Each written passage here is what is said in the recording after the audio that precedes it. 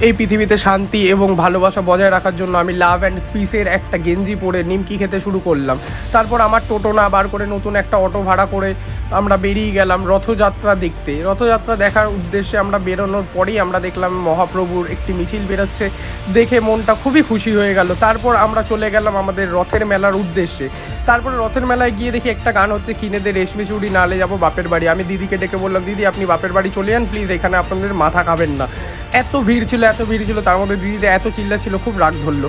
সেই জন্য আমরা এখান থেকে বেরিয়ে গেলাম পাঁপড় ভাজা খাবো বলে। পাঁপড় ভাজার একটাও দোকান দেখতে পাচ্ছি না, সবাই দেখছি জিলাপি নিয়ে বাড়ি যাচ্ছে, দেখে খুব কষ্ট পেলাম। তারপর আমরা চলে গেলাম একটি জঙ্গলের উদ্দেশ্যে। জঙ্গলে যাবার আগে আমরা দেখলাম একটা সুন্দর হাইওয়ে থেকে হাওয়া খেতে খেতে আমরাও চলে গেলাম সেই জঙ্গলটার উদ্দেশ্যে, এবং নিজের মুখটাকে একটু দেখিয়ে দিলাম যাতে ভিউজ আসে।